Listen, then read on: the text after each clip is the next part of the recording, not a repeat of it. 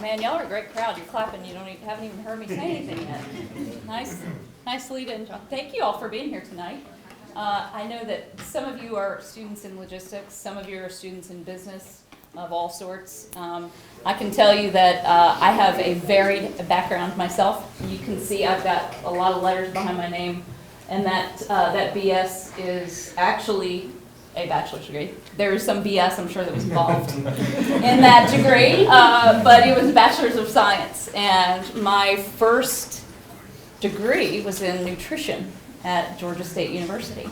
And I always thought it's interesting for us in Americas and other places around the world, we think, oh, we're supposed to know what we want to do when we're 18, 19 years old. We're laughing in the front row, aren't we? 19, 20 years old, how in the world was I supposed to know what I wanted to do? Well, what I figured out that was what was I good at, and what did I enjoy doing in something that's practical. And that is probably the main takeaway from today. Turn you on. Oh, am I on? I'm not on. Can y'all hear me? Yes. Yeah, thank you. I'm from New York. I talk loud. You do? Yeah. Say something. Something. Okay, just How about keep going something else? because it ain't working. Yes, Is it something else will be something fine, else? yeah. Sorry. So, find what you like to do, what you're good at, and find a practical application for it. So I was heading down a path of interior design, and I ended up taking this class in nutrition, and I was like, oh, this is kind of interesting. It's a lot about numbers, and I'm pretty good at it, and actually there is a career that comes on the other side of this in nutrition, and sure enough, I got picked up by Marriott Healthcare, ended up working at Emory University. So what I would advise that you do is think through those things for yourself. Think about the types of things you're good at and just follow the path, and you don't know what you're going to discover.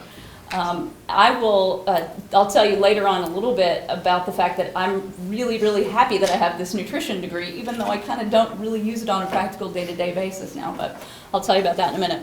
So I also have a master's in public administration. So what did I do? I did this nutrition thing for like 5 years. It was going well. I didn't find as much fulfillment in it as I thought I would, and I wanted more growth opportunity. And I knew that there was a path forward for me through my master's degree, partially because my grandmother, since I was this tall, told me, get your master's degree, get your master's degree, get your master's degree. I was like, oh my God, what is that?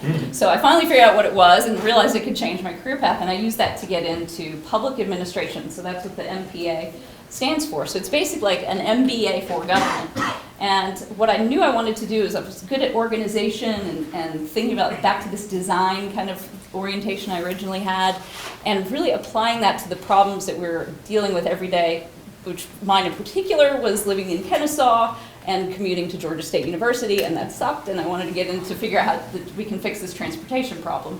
So that's where my career ended up going into transportation and logistics, just from my own experience, my own things I was interested in, and was thinking, there's got to be a better way to do this. And I used my master's degree to learn about the pathway to helping the state solve those challenges. And then my MBA. So I was working in my public sector efforts many years. Started as an intern with a tiny little internet thing called Capital Impact News. All I knew is I wanted to be in the Capitol, and I just found a way to get there. So it was just this little internship, hardly got paid anything, but the exposure was incredible. I got to go to committee meetings. I got to meet all these legislators. I get to understand how the process works and where it broke down. And I got the ability to learn about opportunities in that building and affiliated with that building. One that came up was within the governor's office of planning and budget, doing budget analysis in things that related to transportation. So these things are coming at me from different places. You just never know where these opportunities are going to come from if you just follow your path. So I found about this opportunity. I showed up at the door. I found out where who knows where the Office of Planning and Budget was? Nobody knows. 270 Washington, you can't even find this thing on the map.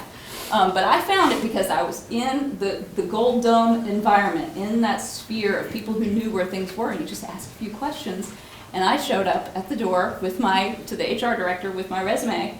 And I tell you what, if that didn't make the difference, just being there, showing up, doesn't happen much nowadays. Definitely not now. I mean, this was back in 2002.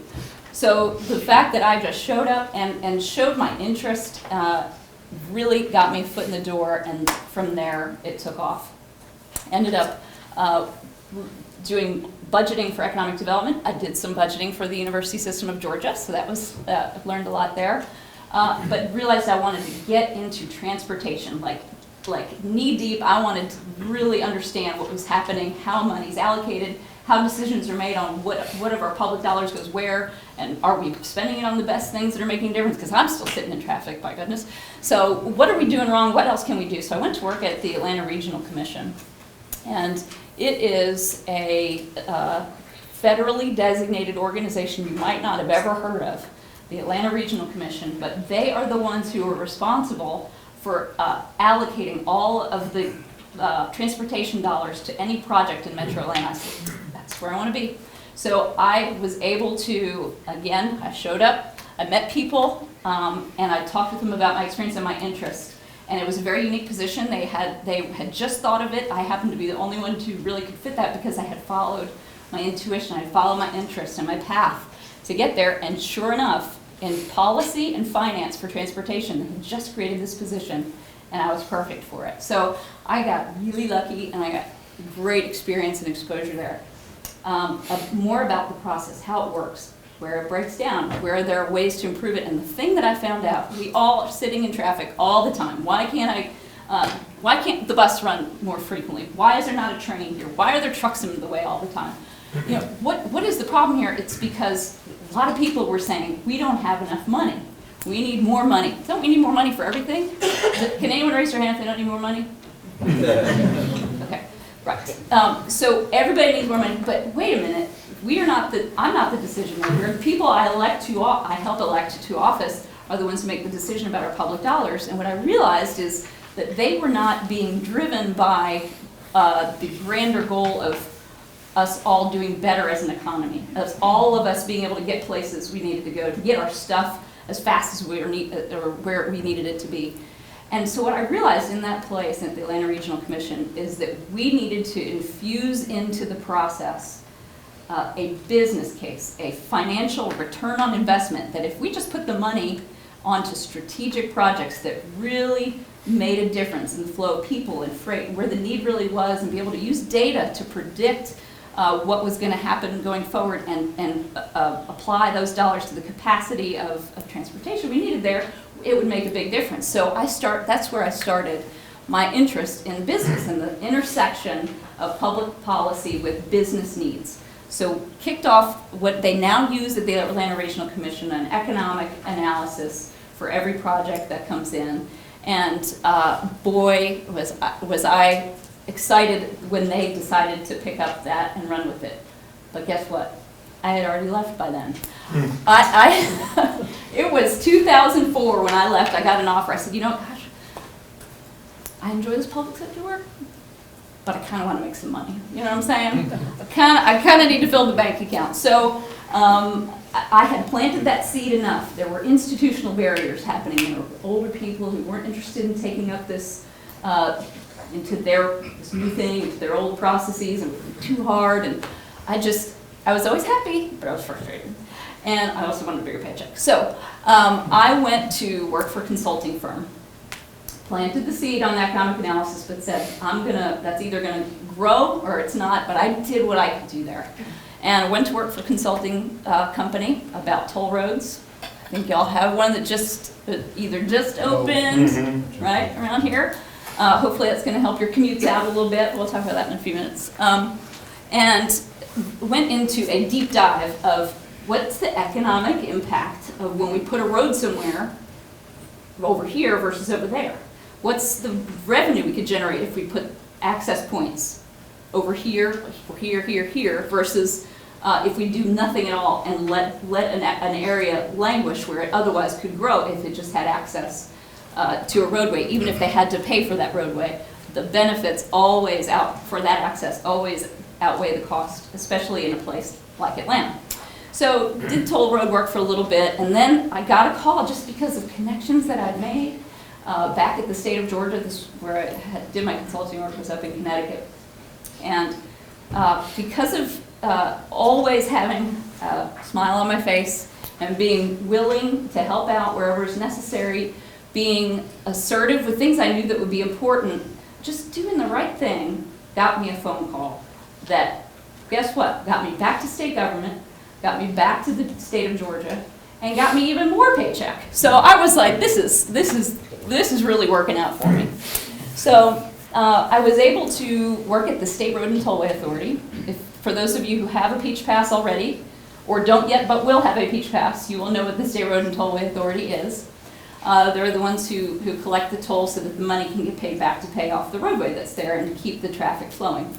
So I was working there, and I'd just gotten started, and again, just amazing opportunities came up. Probably the month after I started, the director of the agency, I'm just a little program person, right? But the director of the agency said, Jannine, there's going to be a federal grant opportunity. I want you to go get it. Okay, I don't know anything about federal grants. I believe in what the project is. I have no idea how we're going to do it. Okay, let's go. And boy, did we. We just went. We had to coordinate and collaborate across agencies that hated the toll authority. We had to deal with people in organizations that would never have ever approved more roadways being built, much less what we were trying to do. Y'all ever been to Gwinnett County? The HOV lane up there, which is now the toll lane. So you used to not be able to get in it at all unless you had two people in a car. So I had to find a way to understand why that lane was not being used and how we could turn that into a tollway so that more people could use it and benefit from it. So I had to deal with the environmental community. It's not like was anti-environment at all. I just saw this lane that was not being used. People were not being motivated to ride in carpools. There was just no benefit to it, and that lane was sitting there empty. So that was part of our proposal to the federal government, was to turn that lane from a toll-free HOV not being used, everyone else is sitting in congestion, to making that lane a toll facility that buses ride on for free. We get more throughput of people through that area because the federal grant came through. Well, that federal grant didn't come through until after I left. So, but I was a part of bringing that in. I say after I left. Well, okay, so why did I leave the toll authority? I didn't want to. I really didn't want to. But I got a phone call from the governor's office. I should clarify. The director of my agency got a phone call from the governor's office and said, Jannine, the governor's office has a creative personnel solution for you. And I was like, oh my God, I'm being fired. He doesn't like the toll lane idea. He wants to pull the plug on this whole thing I've been working the last 2 years. Oh my God. So what they wanted me to do is come work, the governor wanted me to come work for him. And I didn't want to leave what I was doing. I wanted to see this thing through to fruition. But I realized I had planted the seed enough, and I realized that in the new position, I'd be able to do that and then more, even more. So I didn't say yes to the governor's office. In fact, I was like, I don't want to work for this guy. Honestly, I was like, I don't know if he's done nothing in transportation yet. I'm a transportation solutions person here. I got to get this thing going. And I want to work for a guy who wants to get things going. So I thought about it. And for a couple weeks, I went on vacation. And the governor's staff were talking to me, and they said, Jannine, Governor Perdue really wants to do stuff in transportation. And I said, okay, if we're going to do stuff, I'm in. Let's go. So off I went to the governor's office. I'm telling you, there is no way in the world I could have planned this course when I was 20 years old, picking nutrition as my degree. But I knew I wanted to follow something that I loved. I knew I'd have opportunities going forward as long as I was assertive, did the right thing, followed my intuition, and just enjoyed myself. You've got to enjoy what you're doing. Maybe not every moment of the day, but at least half of the day. At least half the day. And if you're not, then you know, maybe this isn't for me. How can I tweak? How can I make an adjustment? How can I turn? So we did a lot of stuff in the governor's office, a lot of really good stuff. So we got that federal grant, so supported that toll lane up there. We've got a couple patents on that thing. No, I'm not making any money off of it, because you'll find that if you are working for a company and you get a patent with your name on it while you are working for them, they will own your patent. That's okay. Your name's still on a patent. That's on your resume, right? It's pretty cool. And you've thought through a whole process of a problem to a solution, and somebody else has approved that and given that only to you. So I know it sounds crazy. I never thought I'd get a patent, but think about it. It's really, really cool. It's a really, really neat process to go through eventually. If you guys are out there thinking of ideas and solutions and projects you're working on, think about how that is uniquely solving a problem, and think about asking folks that you know, your professors included, is this patent worthy? How can I codify this? There's even this thing that I've found recently, called a trademark. Y'all ever heard of a trademark? Of course you have. You don't even have to register for it. But guess what? I got one on this little report right here, and I'll talk to you about that in a minute. A service mark is what this one is, as opposed to a trademark. Think about service marks. Look it up. You can find it on the internet about how to go about it. But if it's something unique that's yours only, you can look up and make sure that nobody else has it and put a mark on it. And it's catapulted your solution. Okay, so back to governor's office. So we got that toll lane, and the governor said, got all these people coming in the door saying, we need more money for roads, we need more money for transportation, we need more money for transit, you name it. It's like, oh my God. Okay, so governor's like, what's our plan, Jannine? Tell me where we are. I said, okay, I'll be right back, Governor, when we go check on the plan. We had no plan, y'all. Wait a minute. We had a ream of paper. It was literally, the plan was this thick. It was a copier ream of paper that had nothing but said how everything's going to get worse. More people moving here, more goods moving, and guess what? You are not going to want to live here by the time all that's here. You're going to want to be leaving. We got no plan for it. We have no projects to fix it. And I said, this is all about the economy. This is about the fact that if people can't get to point A to point B from home to work, they're going to drop out of work, or they're going to try to find a work closer to it. If we can't get freight there faster to where it needs to be more reliably, costs go up. I mean, you name it. This is all about the economy, and that is a trigger to these elected officials here in Georgia. Business matters to the people here in Georgia. So I said, you know what, let's find the business case for this transportation financing needs to happen. It's a Republican-led General Assembly. How do we get them to understand that this is not a spend, but it's an investment? So this is where I got to take what I had been working on before and applied it to those exact same principles in grand scale, and put the transportation strategy together, the first strategy the state's ever had for transportation investment. And it worked. We were able to help the governor understand that, yes, this is worth doing. This is important outcomes for the future of our state, our people, and our economy. But wait a minute, I don't like the way the governance is set up. I don't like, if we give this money over to this group over here, we're not sure they're going to actually spend it the way we think that they should. So we worked through I'm not a lawyer, but boy, was I helping write legislation, just because I had to get in there and figure it out and think, this is so important to do. I'm going to apply myself and be analytical and learn about how to write legislation. Oh my God, this is crazy, right? But thankfully there were attorneys who were helping, so it wasn't just me. But you learn a lot, as you never know what you're going to learn. So we ended up writing a bill and getting it passed through the General Assembly process, which was a wonderful process.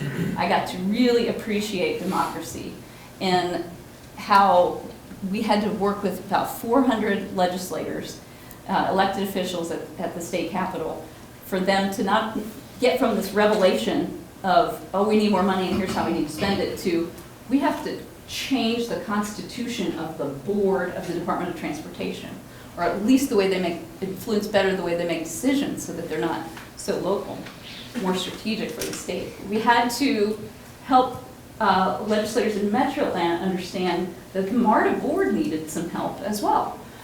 So we also had to help them understand that there's a way to group regions together to vote beyond a county. You know, we're Clayton County. Counties are very small here in Georgia, because you haven't noticed. There's only one state that has more counties than Georgia, and that's Texas. Okay, so that's crazy. A lot of little groups. It's hard to build transportation around little groups. We had to help legislators understand that we had to grow the groups of voters to apply a new tax to. But this was quite an undertaking, but I am elated to be able to say that law eventually passed, where we changed the decision-making structure at the Department of Transportation to make them put it into a more strategic frame for the whole state, freight, for business, for people, quality of life. And we were able to amend the MARTA board, and I smile when I say it because that was one of the best things happened. You guys have MARTA down here now. I was commenting to Emily as we were coming through. This is the first time I've been down here where I've been able to see MARTA buses going around. I know that a big part of that is because you guys now trust the guy who's running the MARTA system. Has done a fantastic job. Keith Parker has been wonderful, and we were able to affect these changes because we were able to change the decision-making structure. So all I'm here to tell you is you never know what you're going to be able to achieve. I mean, what you just have to think about is what is it that you're interested in doing? Start on that path, and you never know where you're going to go. You never know the opportunities that are going to come up for you. I'm sure that you have probably heard the saying that success is where preparation meets opportunity. I'm going to say that again because that has been the story of my career. Success is where preparation meets opportunity.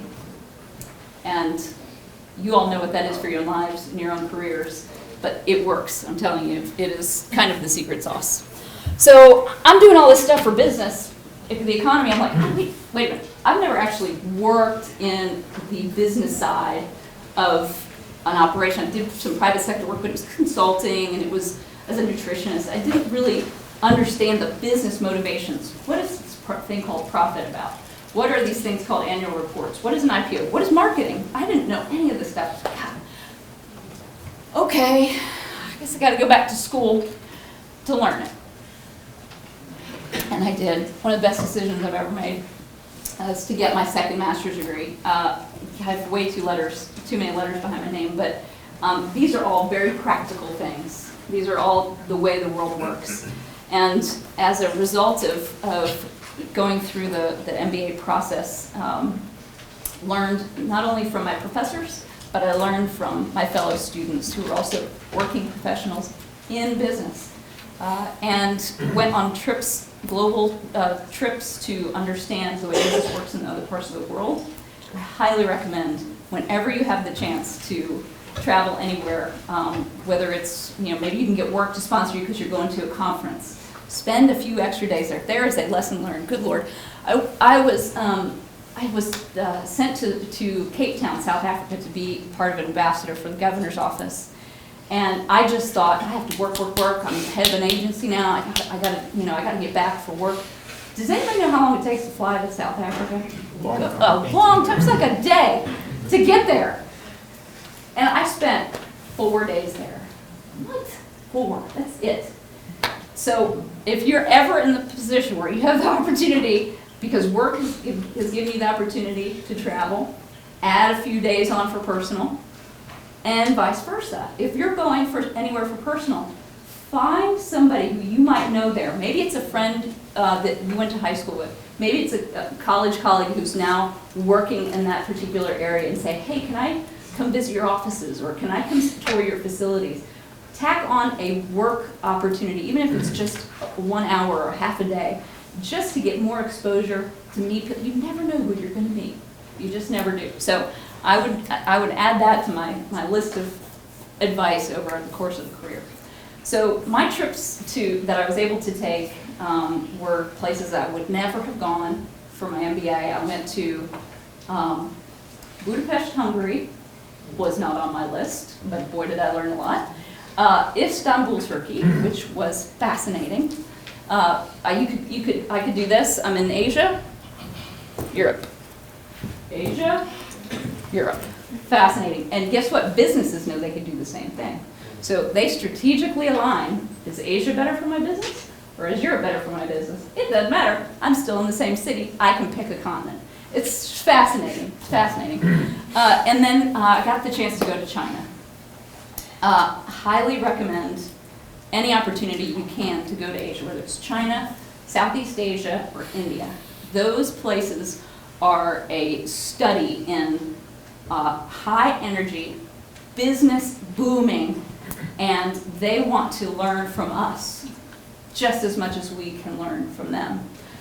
So my time in China, I came back with a great deal of appreciation for American business, for the Federal Aviation Administration, for the Food and Drug Administration, for the Environmental Protection Administration, you name it. Because we breathe clean air here, we eat safe food, and when you fly on an airplane, you know you're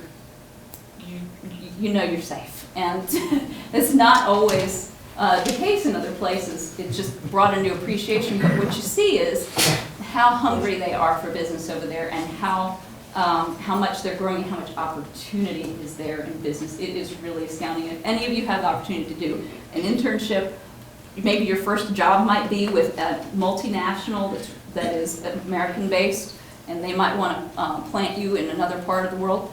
Go do it for a year, if that's all you want to.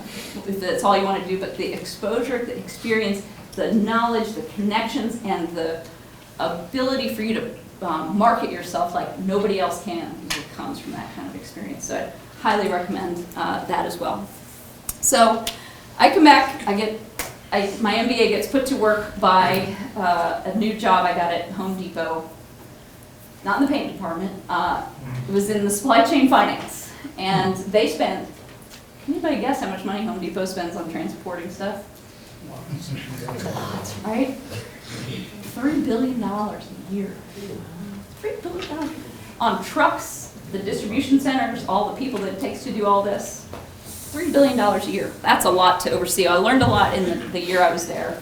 And then I came to work here at the Center of Innovation for Logistics, where I'm really combining all business and public sector knowledge and experience that I've had over the years. And this is like the best job ever. So your best job is out there. You've got a pathway to it, and you'll be able to find it if you follow what you're good at, what you enjoy, and what's practical. I want to, if I can, take a few minutes to advertise the logistics industry, because I love it. But only if my clicker works. I guess we'll do that. Uh-oh, talked too long, I've shut it down. Ooh, You it's a didn't pay touchscreen. attention in Yes. an IT class, did you? I didn't actually ask my staff. They know how to, I know. There we go. There you go. It's working out. Okay, so guess what? I work at the Department of Economic Development. Anybody ever heard of that? Oh, somebody has. That's awesome. So what you know is that we are like the State Department of Commerce. So our job is to grow jobs and economic opportunity in Georgia. That's like the best job ever, right? But I get to do logistics stuff on top of that. So last year, this is a crazy amount of money. We had 360 companies announce that they're going to invest in Georgia, their own private money, $4.6 billion of investments coming to the state of Georgia. That was announced last year. Of that, 78% of that investment requires logistics to be successful in that business model. So they need efficient inbound transportation, outbound transportation, and distribution within those four walls. That's a very, very lot of opportunity in logistics in Georgia, okay? They need people to run that, whether it's hands-on, management, marketing, accounting, you name it, it's there. This is not just driving a forklift or driving a truck. Don't get me wrong, you can make a lot of money doing those things too. But the business of logistics is huge. So I encourage you to think about those types of companies as you're looking at your career choices. So just a couple other things, but what's happened here is over the past 4 years, the state of Georgia has been named #1 state for doing business. That is by companies who help consultants mostly, maybe real estate firms, maybe some law firms, help companies that want to expand here. Like Floor & Decor recently opened up a distribution center. They go to site location consultant companies, just like every other large firm who wants to change or expand or move their geography. They go to site location consultants. Those consultants are telling companies to come to Georgia. So you guys are in the right state and hopefully thinking about the right industry and logistics. There are other innovation centers that the state has set up, not just logistics, but we also have manufacturing, IT, energy, agribusiness, and aerospace. These are the state's strategic industries. So these are other industries that are very strong in Georgia. Large companies and lots of ecosystem to support all of those. And we have innovation centers that enhance the growth, we hope, in all those industries. And some of the things that we do are sort of behind the scenes. Some of them are public, like on a monthly basis we produce a lot of reports, and then every year we have the Georgia Logistics Summit. So we help companies who want to locate here, help them think through their logistics options. That's the behind the scenes stuff. We have a market snapshot and a provider directory. I'm going to encourage you guys to pick up one of these on your way out. Whether you're in logistics or not, your business probably needs, or your businesses you're thinking about, maybe even a research project might be benefiting from this report. So we take, and Emily's the author of this, we take about 50 metrics, all from everything you could possibly think of, to consumer spending and how much intermodal freight is moving, to how much industrial rates, vacancy rates are, to workforce. You name it, we put it into a report every month. And then we take about half of those and we roll them up. So you can see on a quarterly, half, and annual basis how those numbers are changing. Pick one of these up on your way out. We produce these every month, and we'd love to have you on our email distribution list for those. But our biggest thing that we do is the Georgia Logistics Summit, as John was talking about. It was this little lunch that my predecessor, a gentleman named Paige Siplon, started up back in 2009. He said, "Hey, Governor, hey, Home Depot, hey, Ports Authority, would you come and just speak to a bunch of people at lunch?" They thought they'd have like 200, 250 people, and like 400 or 500 people showed up. And it's grown exponentially ever since then, partially because it's cheap, but also partially because it is a tremendous opportunity for what works in business for people to network. They learn from each other in the sessions, and then they network with each other and enhance their business relationships or find new business relationships at the Georgia Logistics Summit. This is such a great opportunity for you guys to attend. I would like to, let me see if I can click over to that specific slide, and then I'll open it up for questions. Because, let's try. You want to get too excited? There is a lot of growth happening in logistics, y'all. That's all. That's what all that slide is. I'm happy to talk with any of you about that afterwards. Okay, so every year, 1,500 attendees. We have about 2,000 people register, and 1,500 tend to show up. Hopefully, we'll have more this year. Big companies are coming to talk about their business model. I mean, even if for nothing else, you need to write a paper about what a business does in their operations, or how they handle human resources related issues, or how they improve cost efficiencies. Come and listen to these guys talk. I'm telling you, you learn a lot about their business by hearing what they have to say and interacting with each other. But this is the really cool part, and every year, starting last year was our first year, we did a logistics student showcase. So if you have a project that you've worked on, even if it's just a research project you've done for a class, or if you've done something with a company or for a company, maybe you did an internship, put it on a poster. Submit it to John, and John is going to select the 10 students from Clayton State. They're going to be able to come, John and the rest of the faculty are going to select the 10 students that are going to come and represent Clayton State. Here's why y'all want to do this. You got 1,500 people walking around employed by these companies looking for you, wanting to employ you. They want to learn about how you think through things. They want to learn what you know, and how what you know can be brought to their business. And you'll learn a lot too from interacting with them. So it's a great opportunity, and Very friendly people. yeah, it's a very social business. Very much. It's not just moving boxes. People have to trust each other. So if you think about the fact that, like Fastenal, you guys are what you produce. I mean, your whole company, your shareholders, your board, puts all of the time and effort you put into the products that you make, and you have to trust the company you hand it off to for that next link in the supply chain. And you need to know that your stuff that you've put so much effort into producing gets to your customer on time, undamaged, and you pay a lot of money for that to happen. It's a very social business, and there's a lot of trust involved. So the more you, in any business, but particularly logistics, the more you can build up earned trust and earned integrity, the better you will do. And you do that by communicating and interacting like folks do at the summit. As John was saying too, if you want to just come and volunteer, registration is usually $120, but for students who volunteer, it's a much lower cost. Free lunch times 2, May 16th and 17th. I guess y'all are out of class by then.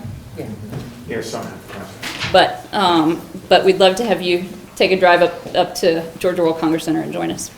And before I open it for questions, these are some takeaways for you in your career. Be creative, resourceful, and persistent. Creative. What's the problem here? Is it being solved with this? How can we solve it better? Where pieces are missing? Think about solutions. Be creative. Think outside the box. And if you're ever in a situation where you're like, we've just done the best we can, there's nothing else we can do, think of something crazy. Like, what if we actually could solve traffic in Atlanta? What would that look like? It would be building a tunnel underneath. Well, they might do that one day, but just think something crazy like that, and you never know what kind of solutions are going to come to play. Be resourceful. Think about beyond just what you can see right here, but who else is working in that space? Who else has done this kind of thing before?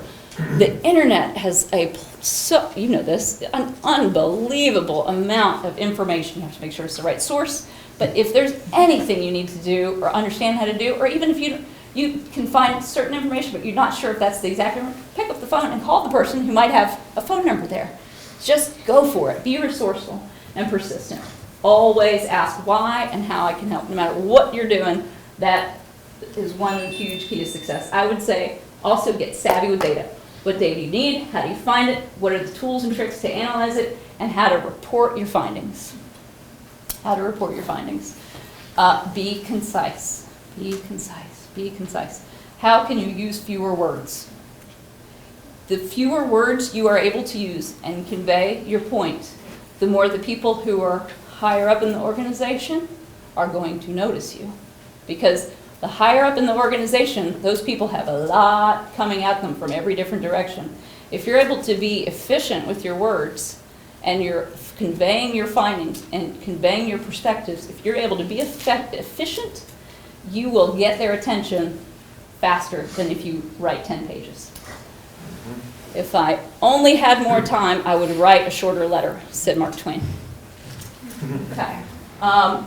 And engage with your colleagues, customers, community. You never know who you're going to meet,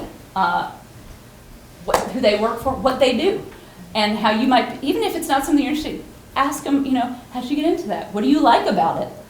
We probably have a lot of preconceived notions about what different industries are, what different companies do, but ask them, do you guys, what kind of marketing strategy do you have?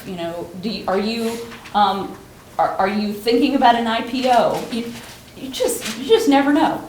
And if you're going to a networking event of any sort, take a look and see what companies are going to be there. Look them up online. I tell you what, this goes so far. If you can find out what companies are going to be there, look up those companies and just look at the press reports. You don't have to read their annual report.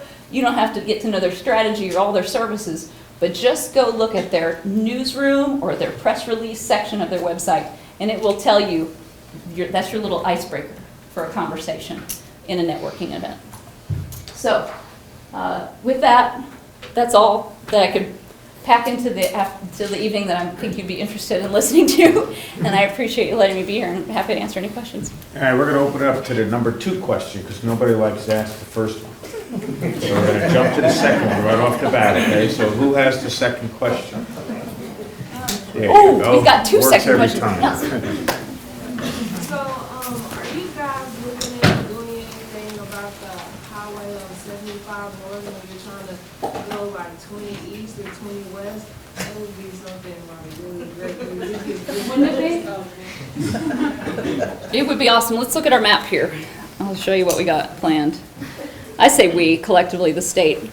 This is what we've got funding for in the next 15 years, wherever there's a color on that map. Those were prioritized by truck flow, traffic delay, and growth trajectory. It doesn't mean that every road doesn't need something. There's no question about that. But that's where the plan is for the next 15 years. So they're going to widen those roads, or what's the plan? With something very similar to what has been installed here in Henry County. So we're to test. Well, actually, I-85 in Gwinnett County was the test. And what did we realize? Whoops, we need more than one lane. They couldn't fit more than one lane up in there.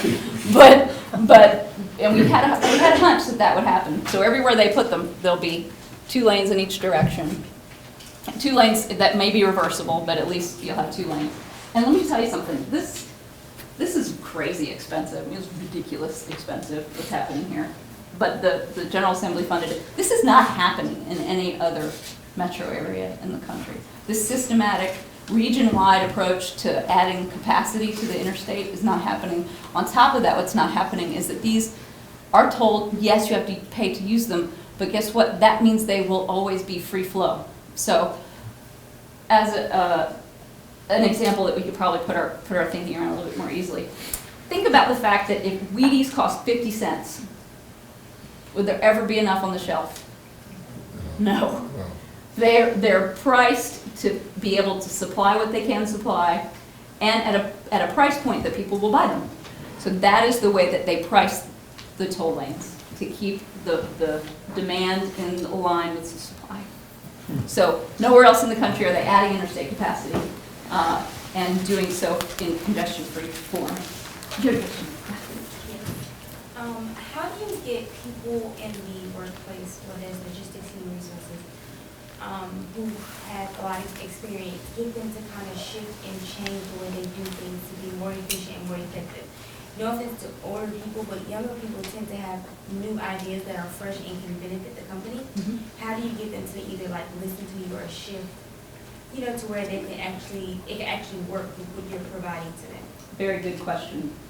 It's not easy, but it's worth the effort.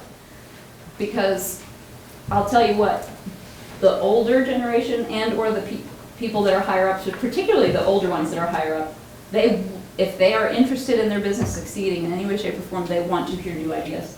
It's just hard to get those filtered up sometimes from the younger, lower rank in the organization.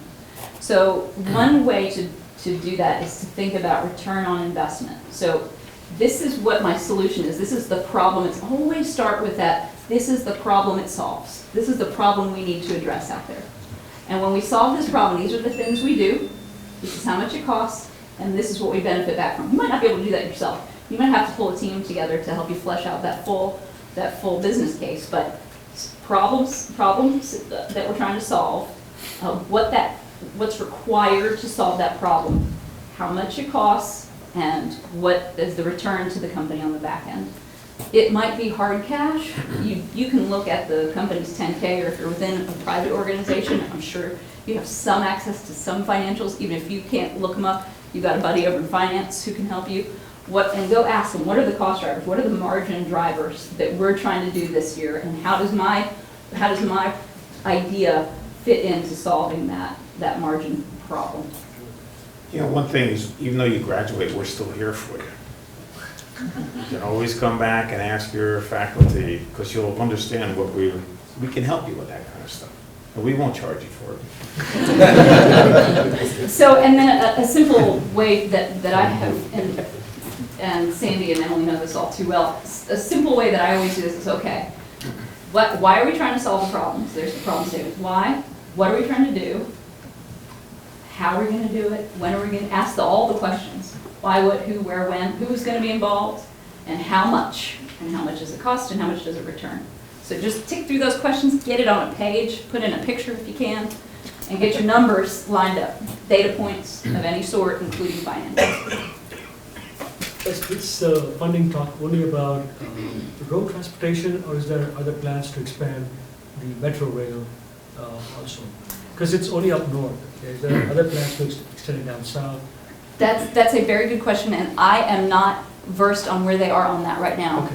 Because that is in, I'm actually really lucky. I just get to worry about moving inanimate objects that don't complain anymore, right? People have a lot to say. So I'm not working in the passenger transportation as much as I used to, but if you go to, I know that the city of Atlanta just passed a referendum, so within the city boundaries, the city boundaries are actually kind of small. They've just passed a referendum to put more money toward MARTA, so there'll be more, they're not exactly sure which projects, but within the city of Atlanta. And then MARTA-wide, it is a locally authorized organization, a locally authorized tax that supports it. Fulton and DeKalb counties, and now Clayton, are the only three. Cobb and Gwinnett, as you probably know, are not part of that, but there's so much talk about expanding it. Here's the problem. That stuff's expensive too. Okay, it costs you ready for this? Per mile, $100 million a mile to build a subway. Okay, it's crazy. It's crazy. And the way the federal process dictated by the federal government is not at all conducive to bringing the cost down. I can share any of that with you at another time, but it is what is the barrier in the way. It's far less the elected officials. They want it, they just can't afford it. Is the outer perimeter or any pieces of it ever going to be reinvented or developed in the future? I know that's speaking about expensive, that would be terrible. I'm not sure what you mean by reinvented. Adding toll lanes is pretty innovative nowadays, unfortunately. But they are about to break ground, I think, on where 285 and 400 meet. Right. That thing, has anybody ever been on that perimeter? 285 and 400? Yeah. You can't forget that. No, I'm talking about the outer ring. The outer, oh, you're talking about like, The one they talked about 20 years ago. The second perimeter. The second perimeter. ever? Yes. Will I be alive? Probably not. No. Too much real estate to buy. Maybe it'll be a hyperloop. Yeah, it could be a hyper by then. Would that be cool? Oh, Steph's got a question. Was Minnesota consulted Minneapolis with the original? Like, Oh, yeah, we were getting mixed up all the time. Put in that. Okay, thank you. yeah. Yeah. I was wondering. Yeah. Yeah. We learned a lot of Because lessons they from there. bring it up to us all the time, and I'm like, I don't know if that was true. So I just thought, Yes, yeah, okay. that's true. Okay. Jannine, I have Your- one question. Your headquarters will be happy to hear. Yeah. Yes. What kind of soft skills do they need to hone their skill sets on? What is real important from a business perspective? What is being expected from young students coming out to the working world? That bullet point number 1, with a smile. Really, I mean, that's what makes all the difference. The being personable, even if you don't know what question to ask, like I said, look up the person on LinkedIn and just think, find some little icebreaker, find some little way to open up a conversation and be engaged. I think that's probably one of the most critical success factors, because you can't do these things in military style and get anywhere. No offense to our veterans by any means, that's important in that realm, but in business, you have to be open, you have to be exploratory, you have to be there and be ready and willing to help in any way. That would be the number one thing for me. Okay. And I would also say be confident. Yeah, definitely. Be Trust confident. yourself. Prepare, and you have that opportunity comes up, you succeed. Hey, Thank you very much for coming. Jannine, thank you. On behalf of the College of Business, thank you again for coming. Thank you.